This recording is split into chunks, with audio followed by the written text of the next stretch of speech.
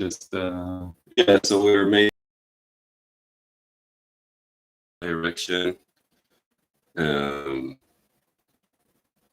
right. Okay. We're live on YouTube as well. Welcome everybody. We don't have any live viewers at the moment, but I'm sure some people will join very soon. So let's just say, you want to tell our viewers, Elik, what happened earlier tonight? Yeah, so we went to concert, my concert. I did a small place in Tel Aviv, a show. It was double feature. There was two bands. There was like me with my anti-genocide, pro-liberation songs for the liberation of Palestine. It's my expression through my art. There was not a lot of people because it was a small place, but the place was full with people that I don't necessarily know what they think, even though if they came to this event, I probably are not from the mindset of the majority of Israeli society. I don't know if they're anti-Zionist. They're definitely part of the 1%. Yeah. Maybe not part of the 0.1%, but part of the 1%. Yeah, and I think it's people who are willing to hear the word genocide, who, because the other band that did the concert, it's a like rock band that the soloist, the woman that's composing the song, she took a text of people from Gaza and she translated them to Hebrew. A text that people wrote in the last year, right? Since 7th of October. Yes, I think during this very brutal stage of the ongoing genocide. Yeah. So she composed it, and it was like kind of testimonies from Gaza. Also they wrote it in a poetic way, but it was also very straightforward description of living in this disaster, in this genocide, in horrible onslaught, and yes, it was my show that. Your connection is only okay. You're breaking up. Maybe I will connect to my phone. Let's see if how is it here? Do people who are here, can you hear what I say? Can someone write if the connection works on the Instagram? We're sorry for the technical difficulties. Yeah, hope it works. If people hear us, you can drop a word to say that the connection on my phone is good, so I hope it's not the internet here. So is it better now? Is the connection better now? Do you see us well? Do you hear us well? Yeah, let us know on YouTube. The whole time your video is distorted and audio is breaking up a little, but what about now? Is it better now? Yes, a lot better. Now it's great. Okay. Good now. Wonderful. Okay, so let's go back and maybe I will summarize quickly what we want to talk about. Okay, so in Palestine it's 1 a.m. right now. Okay. Yeah. And we just had a very intense experience. So there was a live musical show. The first performance was by Elik with his anti-genocide, anti-Zionist, pro-liberation music. And after Elik's performance, there was another performance by a trio and a singer and a guitarist. She collected testimonies of people from Gaza who wrote their experiences during the genocide last year and a half, or more than a year and a half now. Sapir. She's also, her band is called like a Forgashum. If you know them, you can follow. She's also an activist. Like later this week, we did together. Earlier this week, you mean? Yeah, there was a food festival in Tel Aviv, and we went to stand with empty pots. It was kind of, and she was there too. And we, the amount of hate, it was like we stood with empty pot and we wrote, and there was a sign say, "Starvation is a war crime." Yes. I don't like this term, war crime. Yeah, but. It's okay. People got the message, and the level of hate that we received from people was unbelievable.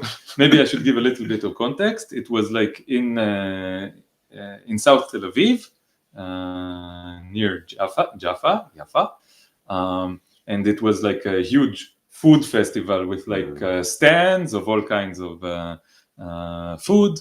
I'm guessing most of it corpses of animals. Which gives another dimension of cynicism and oppression to this entire thing. And thousands of people were there, probably and they normal Israelis, normal Jewish Israelis. Yeah, from many backgrounds. It wasn't just like Tel Aviv, which is more like liberal, rich. It was like all factions of Israeli society, and we received tons of like hate and smears, and we just stood there silence, because the instruction of the woman who organized it was try to hold back and not respond. We don't want to respond. We just want to confront them with silence and the message, and that's it. Yes, silence is sometimes the most powerful message. Sometimes when you don't say any words, the message is the most powerful. Yeah, and it felt like a bit like we're in some kind of, like I felt in a weird situation. It's like we're in I don't know, some kind of a cage, and people look and like, look at this, like ridicule, right? Yeah, ridicule, and aggression, probably a lot of aggression. There was no physical aggression, because we were basically, most of the group was like old ladies, so most of them. But it was a harsh experience. So one of this woman who was there, she also did this project of translating testimonies from Gaza, and it was her band, and I performed before. Yes. I just want to say one word, because someone wrote in the chat, it was an intense time in Jerusalem today, I hear, with the attacks on Palestinians of Jerusalem, and of course, let's not forget the Gazans. Yes, that is definitely true. Let's say some words about what happened in Jerusalem today.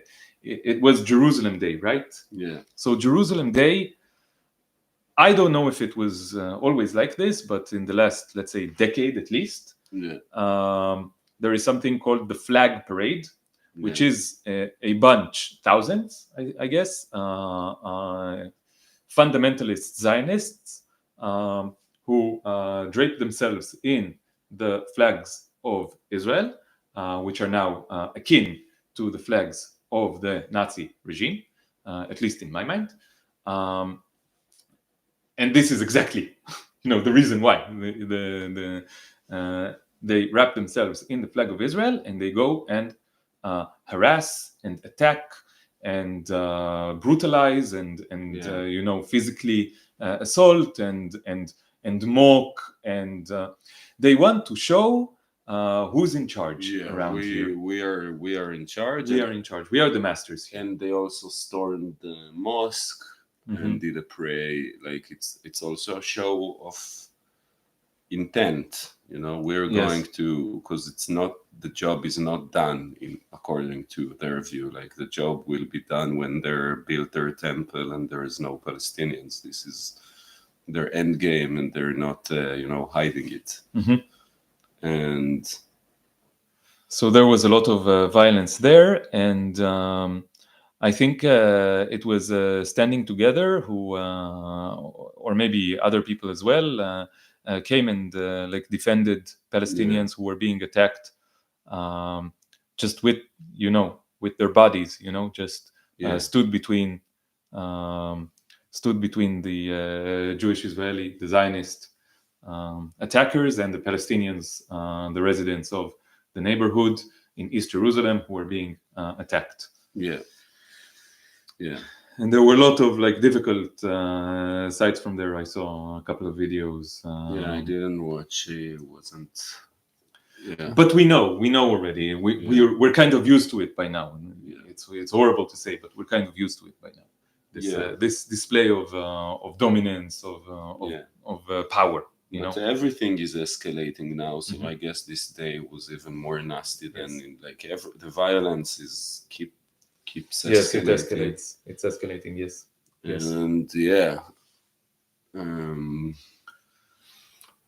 And sometimes I think I'm doing my part, which is sometimes I think, what is it doing to do a small concert in Tel Aviv? But sometimes, every time I do it, especially when I sing the song that say directly Free Palestine, that there is that it is a revolutionary act, because revolutionary act is not just the big things. It's also a small event that you gather people and you do this music unapologetically, and people. And I think, like we talked about it before, that more Israelis also start to speak up against the genocide now. Yes. And you told me on the way back that if you only speak against the genocide, but you don't say Free Palestine, it's like you didn't do anything. I don't know if I agree that you didn't do anything, but I do feel that the message is incomplete. And in a way, like, these things go together. Like, you cannot just like also this protest that we've been, this protest that was next to the border. Like, if you don't point to the system of oppression that creating all this and demand justice, so you're still part of the problem. Like, maybe you're in a process, you're like, like it's good that more, in my point of view, I know maybe you disagree with me, that I also see it as a also positive thing that people are more speaking up, but we need to push it farther. Like, it's not enough. Yes. I think I can go one step further and say that at this point, if you're just saying, not even those who say stop the war, which is problematic within itself. Why do you call it a war and not a genocide, which is what it is? But even if you say stop the genocide, and you don't say something against Zionism, the system that created this genocide and that will continue creating, even if this phase, this extremely brutal phase of the genocide stops today, still the system will continue the genocide on, low intensity, and then in the future it will flare up again. So if you don't speak against the system of Zionism that created this genocide, if you don't say Free Palestine, then I think it's not just an incomplete message, but in some sense it contributes to the normalization of this system. And I don't know, maybe what I'm saying now is like going too far, but I feel that in some sense you're even helping the genocide when you're saying just stop the genocide.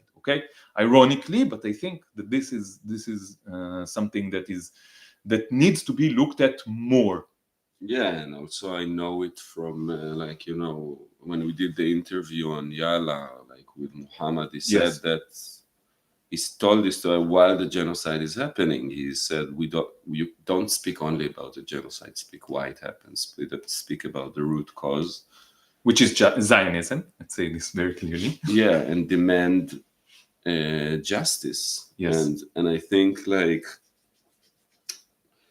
also like, you know, many people sometimes tell me why that my message is that saying I'm anti-Zionist is like defining yourself, but by what you are against. Mm-hmm. And first of all, I'm not defining myself. Like I Yeah, found it's one attribute, it's one property that we have. We are anti-Zionist. We're against this. We're against other things as well, and we're for other things as well. It's not the only thing that we are. But like I think but in a way, like if when a Zionist tell me that okay, so you want me to describe what I'm for in a positive term, no problem. What does that mean? That means free Palestine. That means that all the people here are equal, that the refugees have right to return to their homeland, and there's equal rights and democracy for all. It's not that if I define it in positive terms, it's less scary for Zionists. It's even more in a way. It's more easy to say I'm just against the killing. I'm just against the oppression. Like that's why in my songs I feel for me there is the part that I wanna expand it to be able to do it more in the music, that there's the part of going against and anger and shouting and rage and fighting, and there's the place that I'm singing what I'm for, and I'm even allowing myself to live in this future at the moment, to create a bubble of imagination of what is this, what I feel like I can bring it more, and to because I think it's a problem that we don't allow ourselves to imagine free Palestine and also free world, free planet, free society, free, you know, ecology, free everything. Like we need to imagine it so we can feel it's a possibility, because there's nothing in the physics, like people describe these human phenomena as if they're a necessity of physics, you know, and they're not. Like there's nothing in the free Palestine that we want to imagine that is less probable by the laws of nature than what's happening now. Yes. So it's not, when they say it's unrealistic, like who are you to say what is realistic? Like, you know, you understand? I will go. I will. I have some thoughts about what you said. Yeah. I think that it's. I will start by just saying that I see a correlation between people who allow themselves to imagine a better future and people who are radically against the oppressive systems. I feel that so this correlation, I believe that it stems from something deep, okay? That there is a deep connection between your ability to imagine a better world and your ability to work towards this better world, to do something towards this better world. And I think one of the most common arguments that I get from people when I try to say, you know, both things at the same time, my objection to the current systems and my desire for a better world, I feel that one of the main replies that I get, and one of the most frustrating, is this is not possible, and therefore we should not strive for it. Yeah. And I think that there is like an inherent contradiction and irony, like you know, cynical irony in this kind of attitude, and this exists in the you know, realization that reason why it's not possible is exactly that Because you cannot imagine cannot imagine it, and therefore do not and I don't think that these people cannot imagine it. I think that they will not imagine it. I think that they do not want to imagine it because it is scary for them, because the system told them that if they imagine it, then they are crazy, then they are naive, that they are traitors, all kinds of and if you even agree to examine that it's a possibility, so it means everything that you did and supported in the present was a crime, because all the things that they support now, the legitimacy is because they believe it's a necessity. Yes, it's this a necessity. So they will have to face, actually it could have been different, and now it shows all this time a way that brings endless suffering to millions of people, and I destroyed my own future. And they will have to face that. Yes. And it's a lot of pain to deal with. For like for healing, you need to deal with, like, you need to go through the pain to heal it. I know with my addictions, for example, there is the moment that when you're an addict, you're like, shit, I'm destroying my life. I destroyed my life. I behaved in a pathetic way. I used people, like, I've been with, like, I talked it already openly with the weed addiction. Like, you go to a group and they tell you, write down all the places you lied to get dope, all the places you were, and it's very painful. Like, it's a painful mirror that all your stories collapse. And in the show, there is a part when I said, like, I know you were addicted to killing, you're addicted to death, and I know you don't want to face it, because I know I'm also an addict. I know this, like, they're addicted to something much worse, but it is a mechanism of addiction. And I think when someone, that's why when people can tell you, look, there is other possibility that will also benefit you, and why do you refuse? And you refuse because you don't want to go through, because you're in this hole of psychosis, like collective psychosis, that causes you to do things that hurt both yourself and others. And it's really hard to step out of this hole, because as you said, it requires admitting that you stepped into it. Basically we always go down to it in our conversation, that the ego is some kind of, but do you want, because you went through something that I feel that yes, but I just want to say one thing before this. I want to connect this to your song, Palestine, oh Palestine. By calling for your freedom, I will set me free. And I think that this relates to what we were talking about, that what I love about this song is that it expresses this truth that calling for liberation of all and working towards liberation of everyone and liberating yourself is not just, two interconnected processes, but two sides of the same exact process. And not only does it express it, but in you singing it, singing Palestine, oh Palestine, by calling for your freedom, I will set me free, in occupied Palestine, inside the Zionist cult, is something that requires a lot of courage. And I know you told me that every time you do this song, you have to go through something. You have to go through the fear. So exactly what you are saying is actually happening, because I see you singing this song, and I see you free. I see you calling for Palestine, for the freedom of Palestine, and I see you liberating yourself as well by calling. This is the sign of good art to me, that it does what it says. Thank you.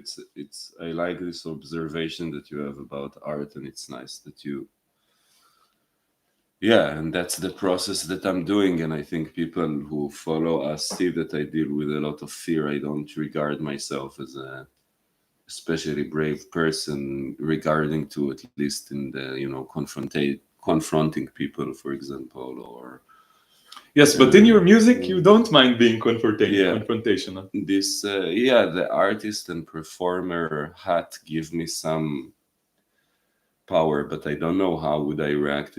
This audience there, if there was people who didn't like it, they were silent. It's not the average Yes, they Israeli were the there. minority there And, in but this small bubble. but I think it's a good audience because I don't think these people are anyway near even the people in our audience to think in the terms we think, Yes. to speak in the way we think, that they're a bit. And so I push them up. I think, maybe, I Yes. hope, I don't Yes. know. No, I know that this is true. I know that this is true because this is not the first time that this happened. But tonight it was very clear that the people there, they were with you when you were singing "Why Do I Feel So Lonely Inside?" because all of my society is supporting genocide. They were with you. Yeah. They were with you when you were singing "If you shot him, it's you who shot him." They were with you when you were criticizing the genocide, when you Yeah. were saying about the genocide. Yeah. Many of them, and I saw this very clearly because Yeah. people were singing with you or reacting well to your songs when you were speaking about this.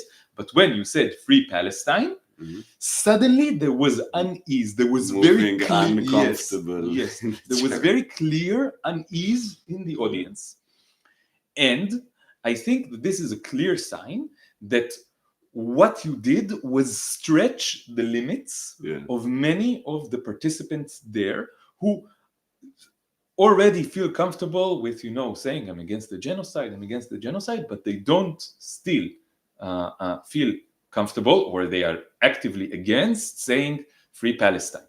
Yeah. um, and I believe that this is the exact kind of people that we need to pull to our direction. This is I think it's very important that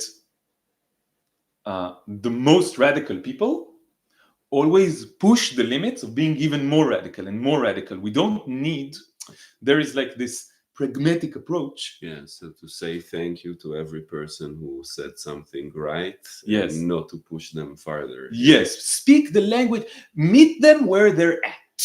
Yeah. Meet them where, no, I don't want to meet them where they're at. I want to meet them where I am. But don't you think that there's some line that you can also meet them where they're at and validate their process and and also push them farther? I feel like there's a necessity for, because I understand people, you can. I don't think there's any need to justify or excuse the Israeli mentality. Yes. But I think many people here already seeing stuff, feeling stuff, but it's not clear to them. They don't have the language of, they don't have the language of like justice, of decolonization, of, it's not just the language. They don't even dare to think in this realm beyond the boxes that they were given when they grow up. Because when you grow up in Israeli society, you're given boxes. Like, Yes. You're a leftist. Okay, so you support these parties. You support this solution. You can allow some limits, some empathy, if you were giving the box of leftism inside the allowed framework in Israel. Like, you can show some concern for human rights, Yeah. in and international law. They love international law. And usually the pattern is that the liberal leftists support the war when it starts, which this is the main phase where it's most critical to be against. Because if it's like, you oppose it only after 1 year, you're, first of all, the train has left the station. Like, okay, we want to stop it, but the train of this genocide, the beginning is the most crucial time to to speak your voice and to point, look, they're doing genocide. They said Amalek. They said there is no civilian. There was all this. The sign was on the wall in so many levels, and Yes. so you have this pattern that and we want to invite people to say, okay, you're feeling stuff, but here is a framework that is outside your limits. Maybe you're broken enough to try new ways of thinking. Yes. So I agree with what you were saying. Yeah. I just want to, make the distinction between this and the kind of dogma that says you have to meet them where they're at. Yeah. Because I believe that those who say these kinds of things, they don't mean, okay, do what is needed for them to be able to listen to you, but then say the things. They say don't, like, the point is, don't say the things. Yeah. Like, filter yourself. Yeah. Filter yourself. And this, I cannot agree. Yes, speak a language that they can listen, but say the things. Say the things. This is very important. If you filter yourself and don't say the truth, then, like I said before, you are not resisting, you are collaborating. This is something that I think is very important to understand here. So with these kind of thoughts in mind, let's tell about the experience that we had after your performance, which was like the second part, which is what we said, that this band played songs that were written and composed by creating a certain collage of each song. Was like a mix of testimonies of Palestinians living in Gaza going through the atrocities of the last year and a half and speaking their feelings and what it is like to be in this unimaginable situation. And you had mixed feeling about it. Yes, right? I had mixed feelings. Exactly for those reasons, okay? Yeah. Because, okay, let's say outright, at any point in this performance, there were like 8 songs, okay? There was no mention of Zionism or Palestine, okay? These words were not mentioned, okay? Not positively, not negatively. The focus was on, specific experiences, okay? But I felt that the story of Palestine is being told through the experience, because he said, I just remember sentences like the dream of return is far. I remember this cut me. Yes. I am a stateless person. Right. And they told there was a really powerful part that told him, like, strip your clothes. And I said, I'm a teacher. And the soldier said, you're a terrorist. Yeah, you're a terrorist. You're a terrorist. Like, I felt there was something powerful in just putting it the way it is, the way they wrote it. Without like commentary. Yeah, there was zero commentary. They didn't say anything. Yes. So I didn't know what I think with my show, you could say, we understand where he's coming from. Yes. With this show, it was like, that's the testimony. We're singing it. We're composing it, and we're doing it. So I will just tell thoughts that I had during this, I don't know what to call it, because, okay, here's a superficial thought, okay? So you hear the song, and the song is just descriptions of the experiences of people living in Gaza during the genocide. And the song ends, and when a song ends, people clap. Yeah. And I couldn't physically bring myself to clap. Yeah. I was just, fuck, I can't, like, it seemed so just bizarre, okay, to clap after, like, what?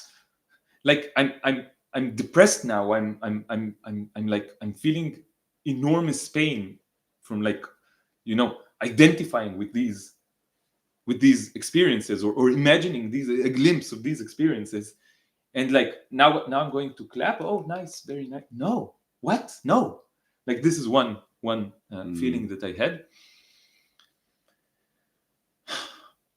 And I must emphasize that these songs were powerful in the sense that they did make me. Let's go back to art is not measured, or is less measured by what it says, and more measured by what it does. And what this art did to me was it made me imagine as vividly as I ever did.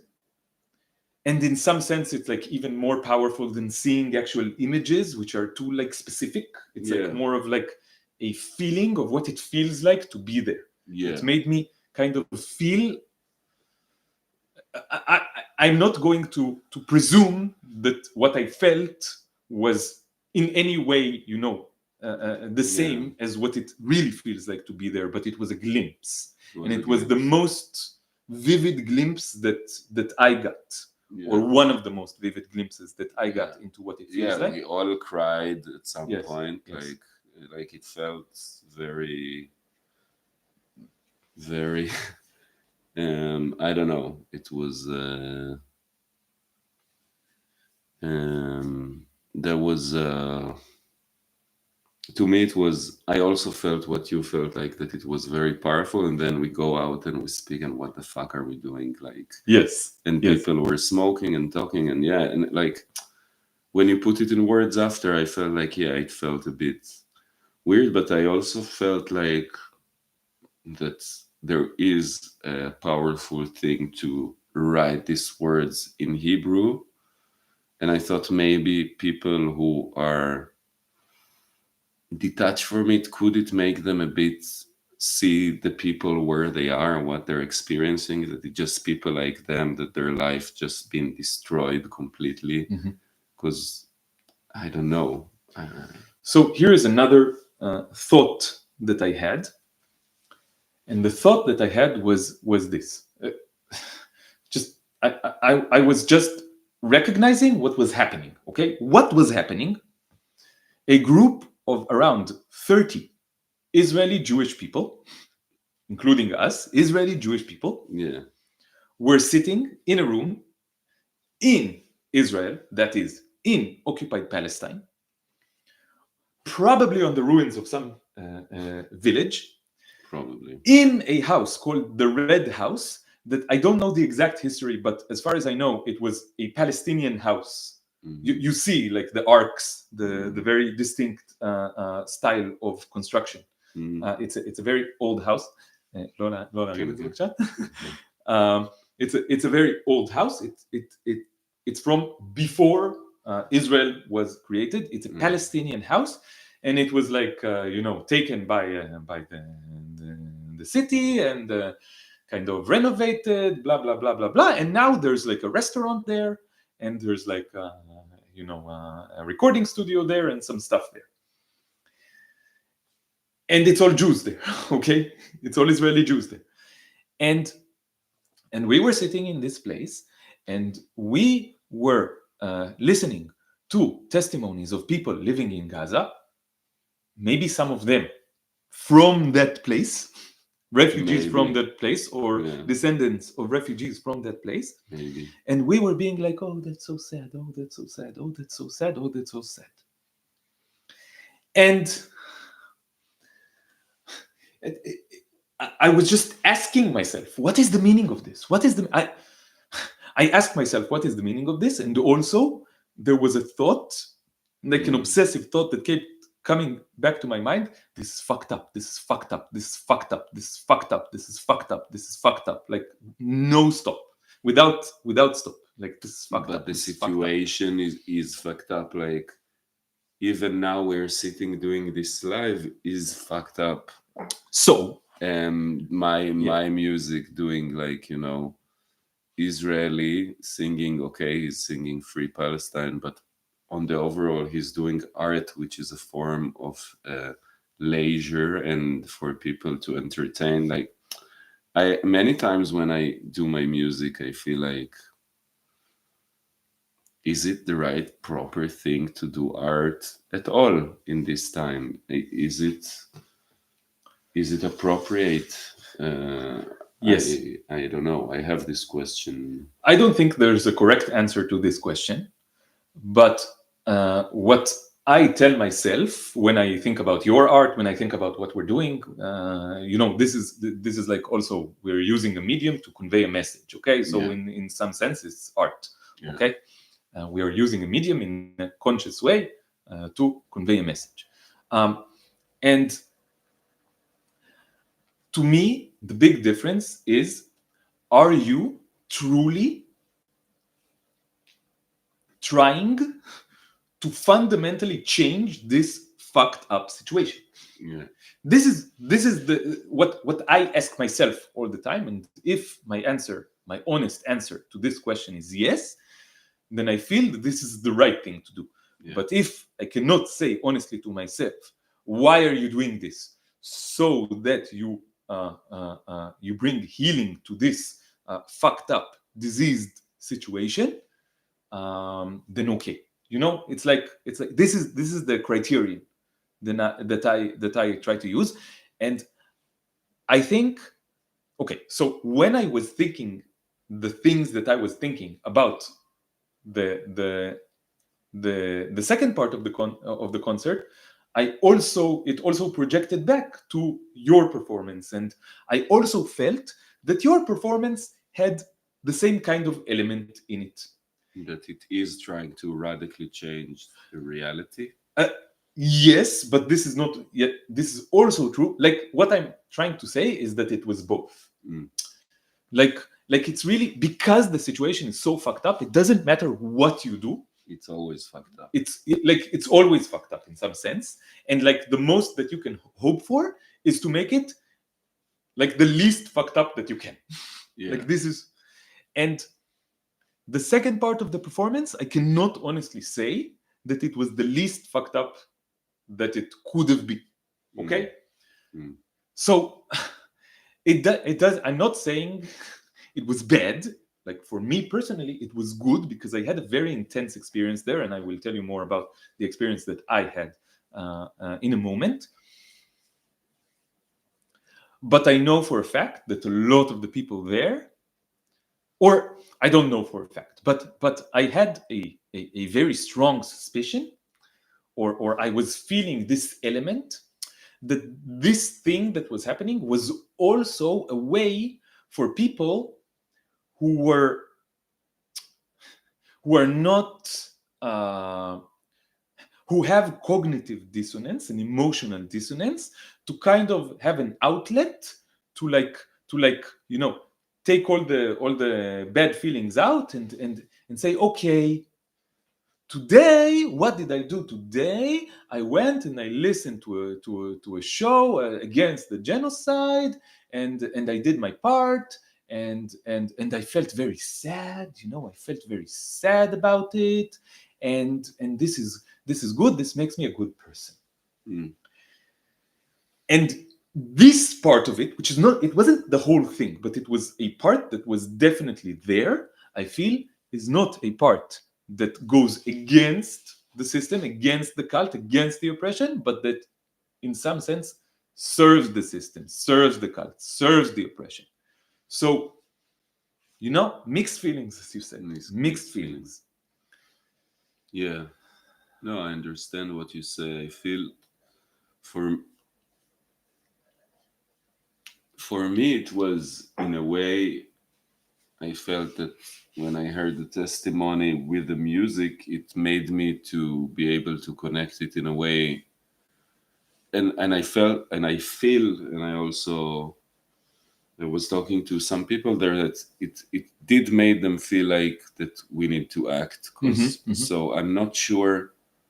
Sometimes art want to leave the decision to what to do with the people, and for sure some people took it like you said, but I think for some people is like it did raise the urgency, there. But yeah, I think when we're doing art these days, we need to think about the whole ceremony that is called performance. Yes.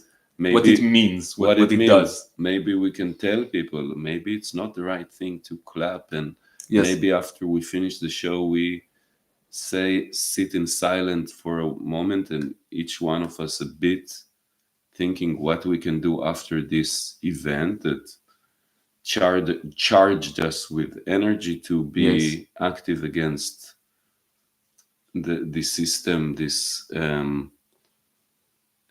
atrocious death machine that we all feel powerless against. And we also meet in order to empower ourselves to feel, Yes. to feel solidarity, to feel that we're not alone against the evil machine. I've been in this demonstration yesterday, and it's a pity because I documented it in Instagram and it didn't save it, but there is documentation that other people did. And I saw all the kids, they're not kids, but they're like more teenagers that are, like refuseniks and stuff, and they were blocking the road in Tel Aviv. And and people and they were sitting on the road, and I thought like they have the power of that. They're like together, they're a group. They're not huge group, but it still empowered them enough to be able to do something that is more than just shouting. Is also really disturbing people. And confronting with them that, hey guys, life need to stop now. It's not. Yes. So this together thing, that's why I'm here, when I don't know how long, I don't know how long I'm gonna stay in this land. I feel that even when I'm here, like, and it's more and more, I feel like that I don't really have a place now. Like, and I feel that my mission also in life is to be more on the road, to speak, to travel, to be here, maybe. But the community here needs, I feel, both people need to feel that they're more brave, that they're more empowered, the people who care about this, and they also need what we're doing to push them farther. Yes. Because not a lot of people are, like, there are people that I feel that are pro-justice and pro-liberation, but most of the people still scared of this term. If you talk to the common Israeli, would say like, "Oh, I'm scared of justice. Justice is too radical. Justice," because for Zionists, and when I'm saying Zionist, it's like I don't like to use it just as smear. It's this framework of thinking. The word justice means we lost our case completely, and we have to either leave or agree to being that we will turn to be the down part in the oppressive system. Yes. This is what they feel when the Palestinian says, I want justice for my home that have been stolen from me in 48. I want justice for years that people killed are my people and no one paid any price for killing us. I want justice for the people who have been kidnapped and set in Israel. Like, it's the fear of the perpetrator. Yes. When you are afraid of justice, I think there's no more damning evidence for what you're doing. Because for if what you're is the on meaning the of right, you shouldn't fear that, right? Yes. But there's this tension between justice and peace, right? And at least because no, I think this is a fascist claim. That's a fascist claim. Tension between justice and peace. No, I think there is. If peace doesn't have the justice component, it becomes a tool of the oppressor to continue the oppression. Yes. But that's why many Israelis like to talk about peace, and every time the genocidal mania is a bit lowering down, suddenly there is more Israelis speaking about peace, and and in many ways, like we want to return back to the status quo with less killing, and then we can with less killing on our side mainly. Yeah, but also let's say many people like less killing. That the crimes are not going to be that horrific, and they will be there behind the wall, and we will not have to it's not that was the situation of the Gazans were anyway close to freedom and to living an normal, decent life before they were closed in a huge prison that was controlled completely by the outside, and that their oppressor was controlling. Now I'm letting few people out. Now I close it. You want to have treatment for cancer? Oh, fuck you! You don't get Yes. any license. It's being controlled by. Yes. It's like this is how it was before. It wasn't any way close being a normal, good situation. Yeah. So let's go to like I want to tell about my experience from the second part of this performance. So at some point, what happened was that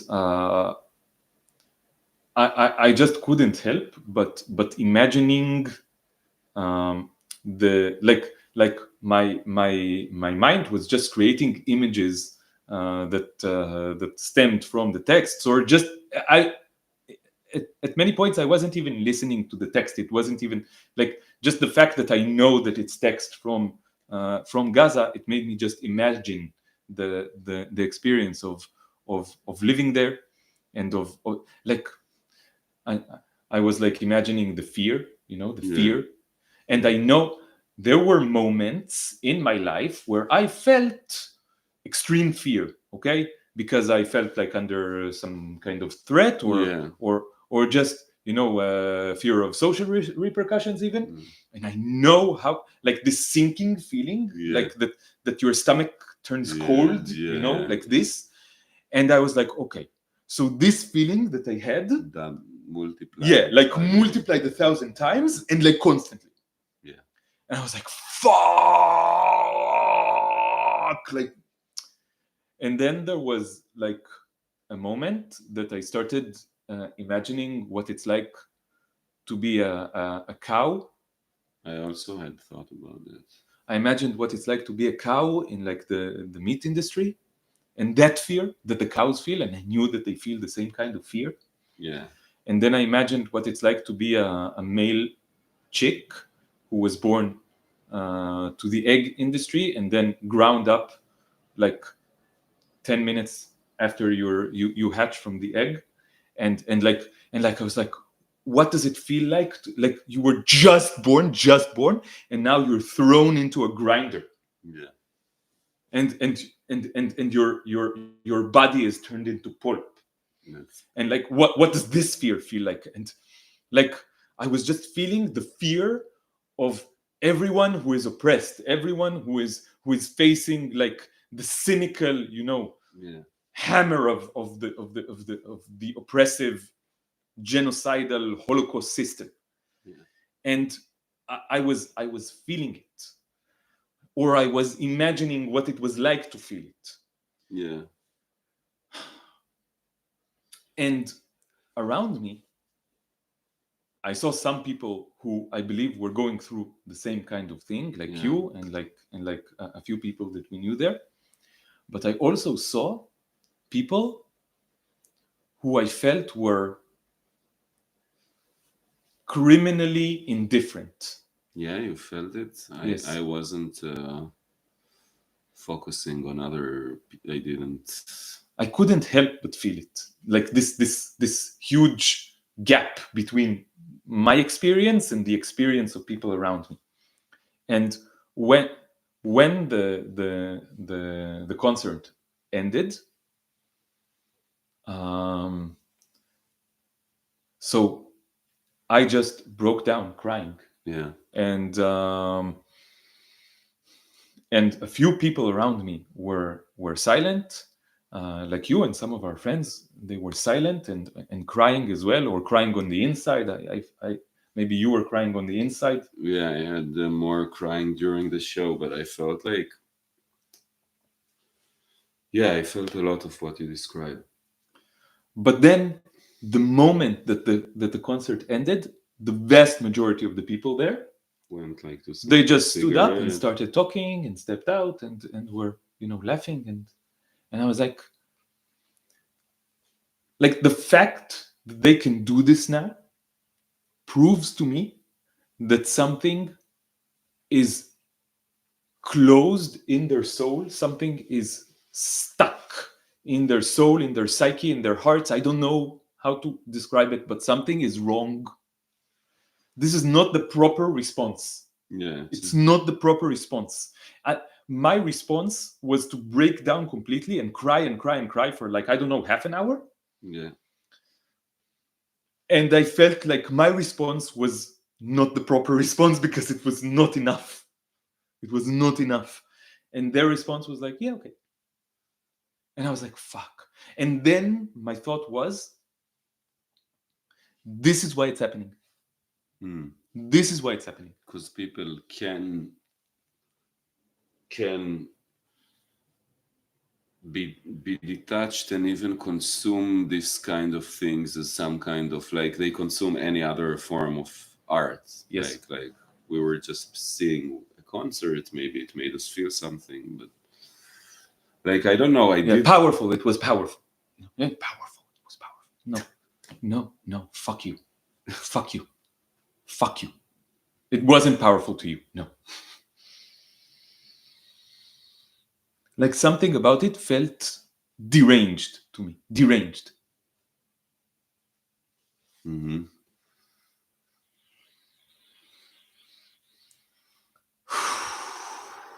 And maybe I want to say something on a very personal note about like what,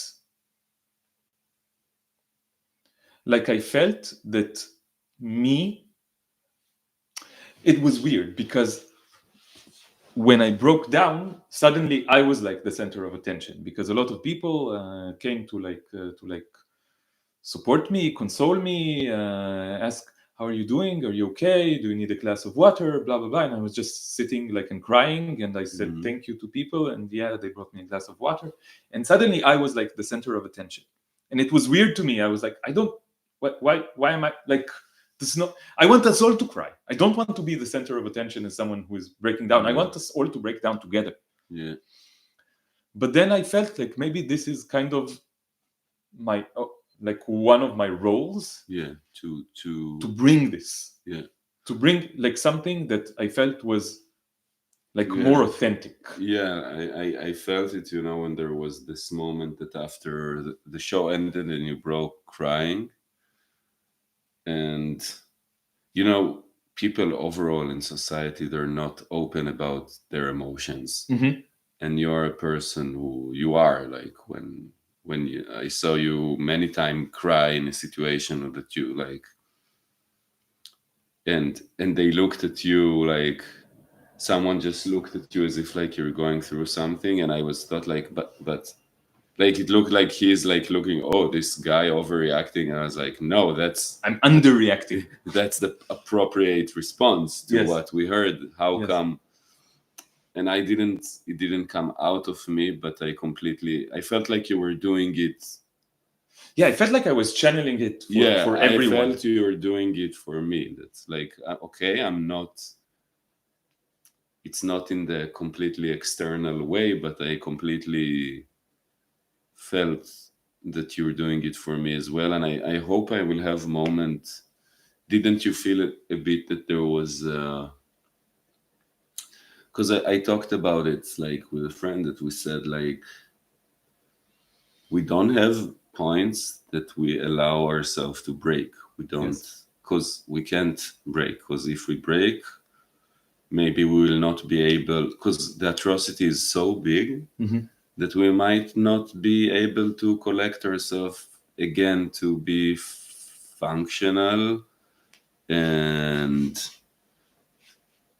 also productive in the struggle, like so I need to say something about this. You reminded me of another thought that I had at that in this situation. So I was breaking down. I was imagining these scenes, these images, and I had this fear that this was too much, that I could not contain it.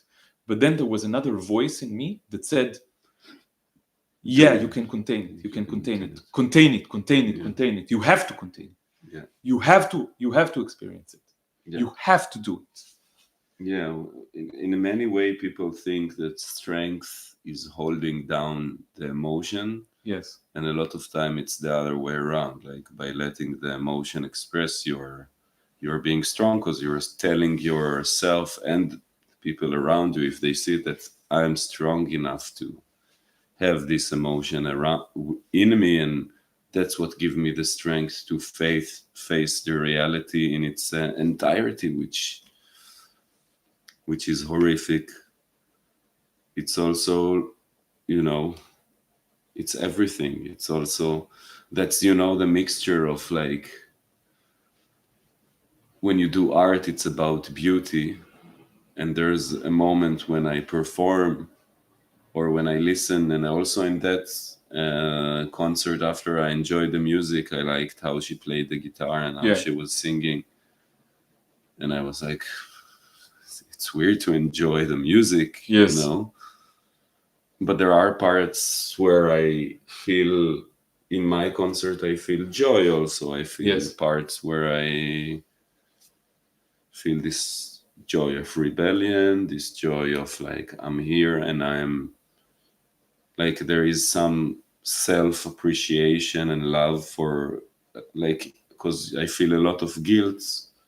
And when I perform, like, I feel somehow I overcome this guilt and I'm allowing myself to love myself in this situation for, and I feel it's a form of self-love also, because I think all the new age cult, they're talking about self-love in a shallow way of like, just, you know, of surrendering to some kind of I don't know, comfort zone of denial of the reality.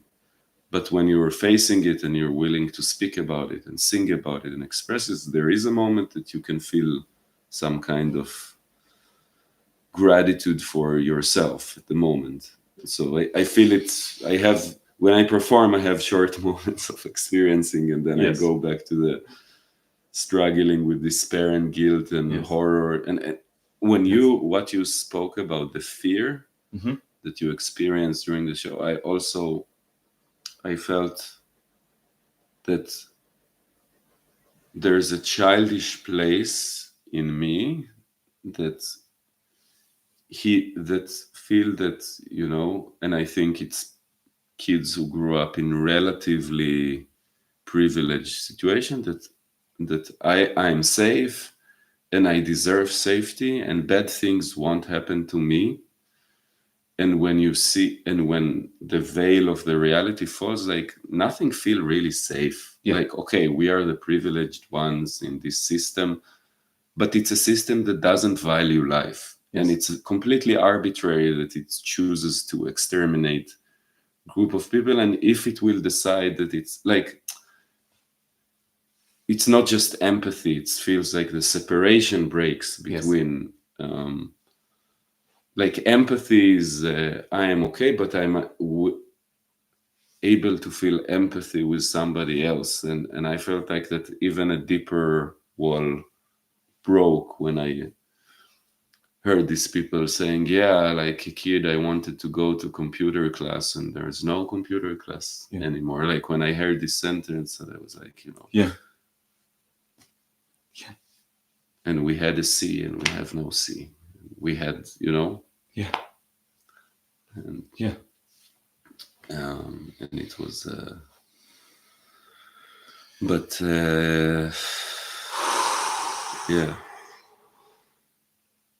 I had a thought, like, if I have something I would like to tell people of Gaza, you know, I never did a video that I direct to the people of Gaza. Like, it scares me to do it in a way. I don't know what to say. I don't know what to say. I don't know what to say. What can be said? What can be said?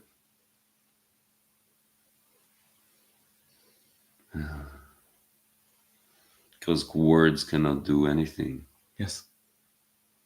I feel like my words, you know, sometimes I have this, I'm speaking for justice, I'm taking a stance, and I'm on the right side of history and all that, but like sometimes I feel like so just words.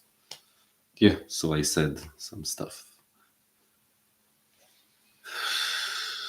Oh. We said that we weren't going to do to make this live session too long because it's already after 2 a.m. here in Palestine. And I have to go to work with children in the morning. Yeah. And do them like repeat after me. Boom, boom, ta, doom, doom, ta, ta, ta. Free Palestine now. I cannot. No, you can't say that. And I can't say that.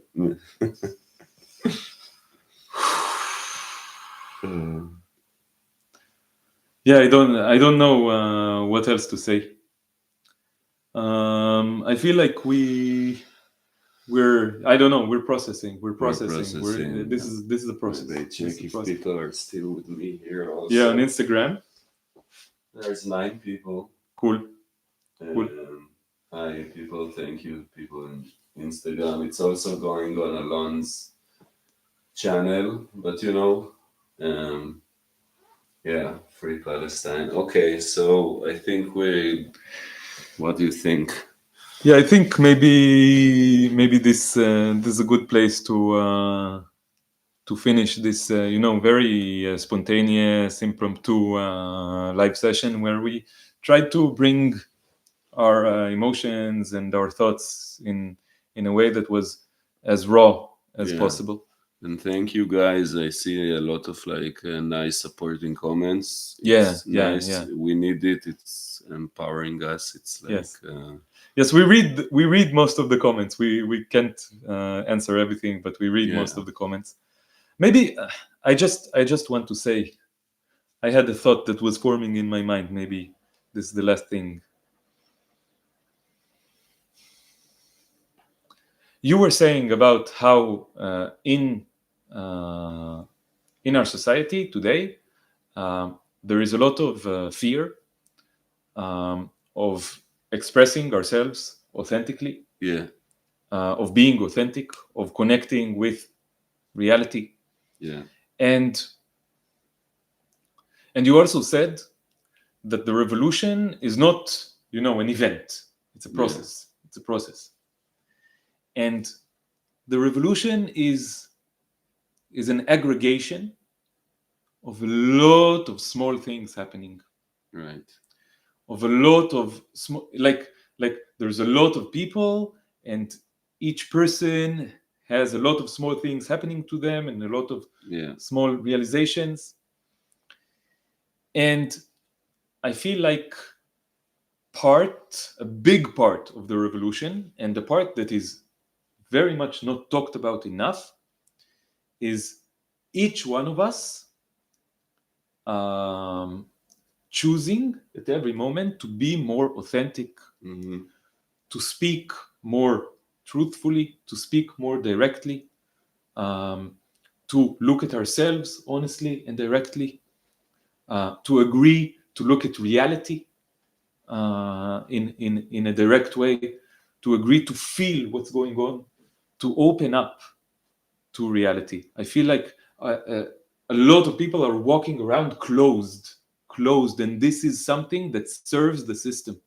This is something that the system created, that the system is maintaining, and that serves the system in a very powerful way. So I think a powerful action to do is to not be closed, to not be fake. For example, to cry strongly after a concert, or just to do it and say, fuck it, I don't care that it looks weird.